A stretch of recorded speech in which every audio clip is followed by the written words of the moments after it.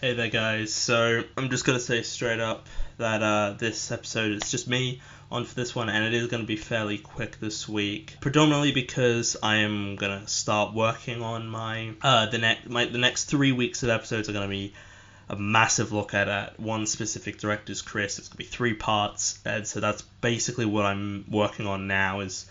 So this one's just going to be quick, so I've got more time to watch the films and record stuff for that specific episode. So I hope you enjoy today's episode. Hello, everybody, and welcome back to another episode of At the Movies with William Fletcher. As per usual, I am your host, William Fletcher, and as I mentioned in the intro, it's going to be a quick episode this week, and it's just me for this one, and I'm just going to be doing another edition of William's Lists. I haven't done this in a while, and now is a good opportunity to do that. And I'm going to be telling you my ranking of Rian Johnson's filmography, as he's got a TV show coming out on January 26th called Poker Face. And the reason why this episode is coming out now is because there won't be time closer to the release date to put this out, because the next 3 weeks will go to the end of January, and there won't be time afterwards, because I want to get it out. I want to get this episode out before the show begins. Yeah, I'm just going to give you my ranking very quickly of Rian Johnson's films. So, I mean, 6 films to date. I've already touched on some of these before. At the bottom of the list, The Brothers Bloom. The last film of his I watched it earlier, in fact, like about, I don't know, 10, 15 minutes ago, basically. So, yeah, it's okay. It's fairly I don't want to say bland. It's kind of his least interesting film to me. Although I do like films about con men and stuff. I find that stuff very interesting. But I just kind of didn't really get as invested in it. It's probably the least invested I've been in one of his films. Adrian Brody's great. I think Adrian Brody is a fantastic actor. He's a really really good acting talent. Mark Ruffalo's decent, but he's like not amazing in it. And the characters, like, on the surface are interesting. It's just the way they're written and stuff doesn't quite work for me. Yeah, the script is probably Rian Johnson's weakest script to date. Personally, I know some people would disagree with that, but that's just sort of my opinion. I like I still do quite like the film. I think it's a good film. I think Rian Johnson overall is a great filmmaker. So Brothers Bloom is his weakest film, for me. Then Star Wars: The Last Jedi. I did a full ranking of the Star Wars films. So I already talked about this. I think this film still gets a lot of undue hate. Like, regardless of your feeling about it, like, I do think we can agree that the prequels are still shit. I think everybody should agree to that, because they are. There are objective flaws with it, of course, and I'm not saying there aren't objective flaws with the sequels. It's just, the sequels being bad doesn't somehow make the prequels good. That's just not how it works. But I like The Last Jedi. I've always liked The Last Jedi. I saw it twice in cinemas, and I liked it both times years ago, and I still quite like it. I like some of the directions the story went in. I like what they did with Luke. I think Mark Hamill's probably his best performance in the Star Wars films. I liked what they did with it. I liked Kylo Ren, Adam Driver is great. I've talked about this before. Adam Driver is an excellent, excellent talent. I love Adam Driver, but who doesn't, to be honest? And yeah, I mean, it's got all the best parts. Visually, it's great. The score's really nice. The action is very well filmed and all that. And it just kind of sucks because Rise of Skywalker basically did its absolute best to ruin all the good stuff in The Last Jedi. And that's why Rise of Skywalker is the worst sequel and one of the worst Star Wars movies. I still like The Last Jedi. Then next up, Brick, which I watched last night, in fact, and I quite liked it. I found the film to be a bit convoluted, but maybe because I wasn't paying as much attention to it. I still really enjoyed it. It's that classic thing of, a debut film being really small and gritty, but there's a certain charm to it that I like, and I think the film really sort of works on that level. I think I don't know if I don't think this has really come up too much. I mean, there was Don John, which Joseph Gordon-Levitt stars in, but I think Joseph Gordon-Levitt is an excellent talent. He's a fantastic actor. Probably one of my favorites, honestly. He's certainly one of my favorites working right now, and I think I don't know, something about Joseph Gordon-Levitt as an actor I really, really enjoy watching, and I think his character in Brick is incredibly interesting in that, and there's a lot of depth to his character. The other characters, although I didn't really care about any characters, I kind of like I like the sort of investigation that goes behind it, and the sort of things that Levitt's character is doing, and what and his all the character stuff. I think it's really interesting. I think he himself is a really really interesting character, and there were certain elements. The editing, I think the editing definitely was a bit confusing though, and there were some really dynamic shots in the way the way it sort of edits around and sort of cuts between stuff. I really really enjoyed that stuff, but the film to me felt a bit convoluted, like there's a bit too much going on, so I wasn't really clear like who's on whose side, who's what, how am I supposed to care about these people. But I think besides that, I really enjoyed the score. I think the score is really nice and subtle, and it helps build sort of this sort of eerie suspensefulness at certain points of the film, but they don't overuse it. I liked how there's just some scenes. There's like a scene where Joseph Gordon-Levitt's character is running, like he's being chased by someone and he's running, and there's no music, and all you just hear is like their footsteps, hitting the ground. Like that, I really, really like. I appreciate sort of minimalism and subtlety, especially in this kind of film. It's a film they made for like a few $100,000 or something. Like it's a very, very small film. And you can tell, like, you can really tell it's not, they didn't have a lot of money to spend, but I think it uses that fairly well. And the final scene is fantastic. It's one of the best scenes in any of Rian Johnson's films, I would argue. It's great. It's really, really solid, and I do quite like Brick. I don't think it's the most amazing film in a way that I know some people do. Then next up is Looper, which I watched for the first time this year. I think it was the first film I watched in 2023. And yeah, I quite like it. Time travel stories, excellent. I love a good time travel story. They're always incredibly interesting. They do a lot of really interesting things, and the way Looper and how Looper uses its time travel is great. Again, Joseph Gordon-Levitt, excellent performance. I think the Bruce Willis, probably one of the best Bruce Willis performances. It's probably his last great performance, honestly. I think Bruce Willis is excellent in it. I quite like the film. It does get a bit convoluted, but that's just sort of what happens when you've got time travel.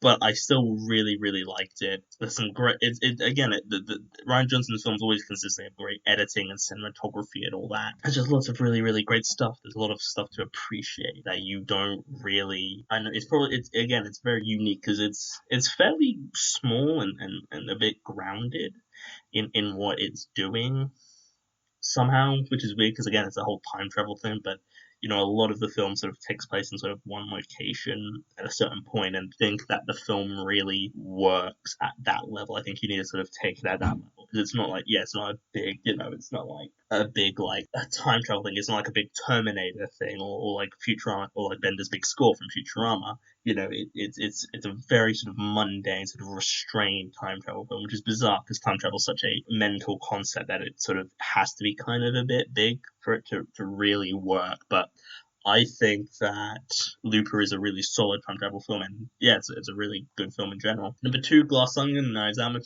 sort of already touched on this in my review of the year episode, but I've seen it twice now. I loved it both times. I can see why structurally it doesn't work for people, and how I don't really mind the way it's sort of structured.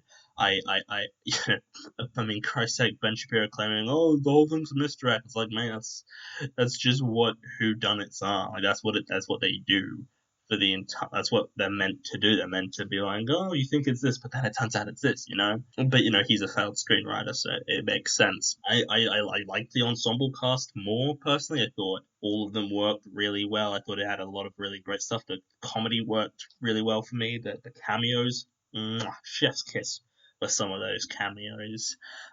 I will admit though the film isn't as tightly written and as tightly paced or scripted as the first one was. Like I think the first one is pretty. Yeah, number one is Knives Out. But I guess I could talk about both films here together. I think Knives Out 1 is it's a very tightly scripted film. I would argue. First Knives Out to me really has a because we sort of find out early on who the killer is, it shows you sort of straight up front what happens, and so then the film has a whole new way of telling its story, and you're focused more on, okay, so will they figure out who, because we know as an audience what happens, so it's like, will the police figure out who did it. That's sort of the whole thing about the first one.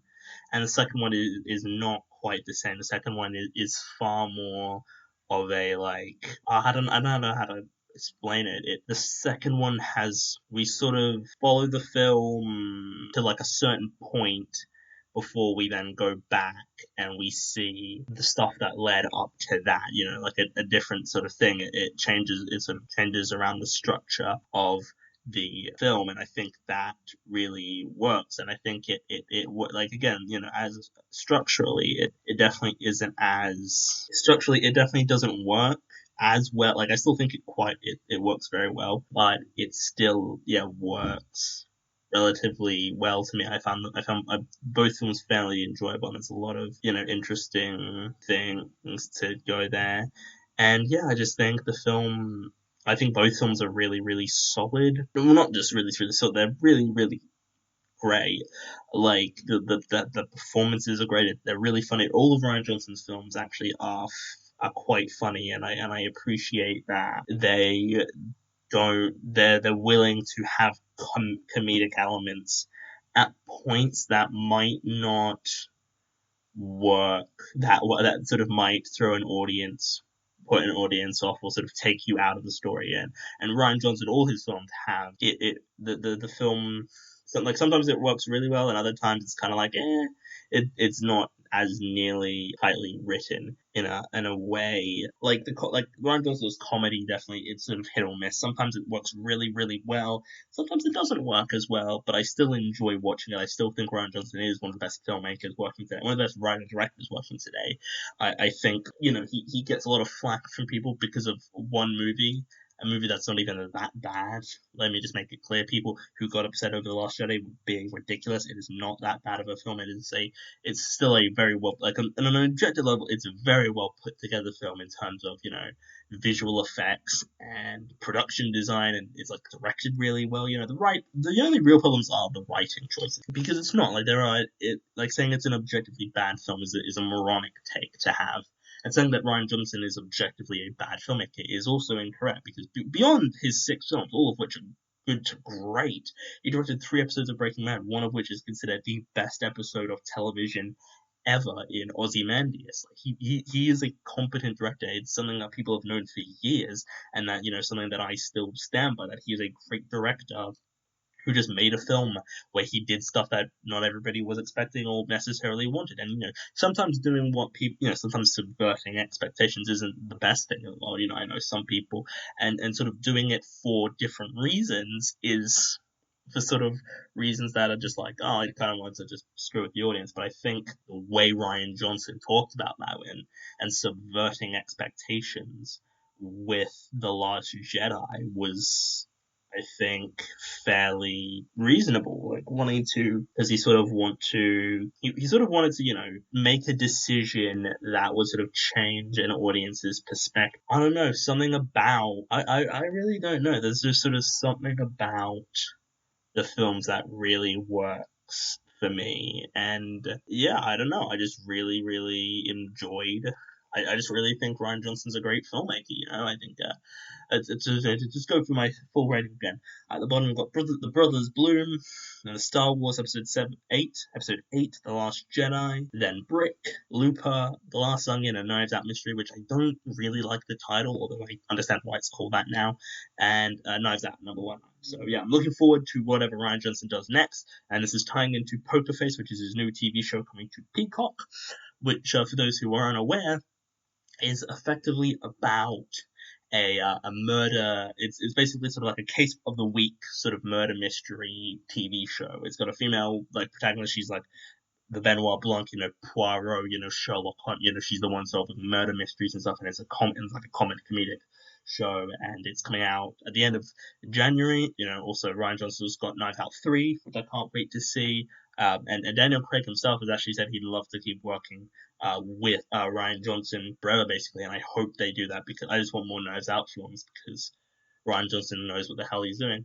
And then Rian Johnson's also got his Star Wars trilogy that may or may not happen. There has not been any word on that front since forever. Like and Ryan Johnson himself has said like, yeah, I'd love to make it, but if and I'd be sad if I don't get to make it, but it won't be the end of the world.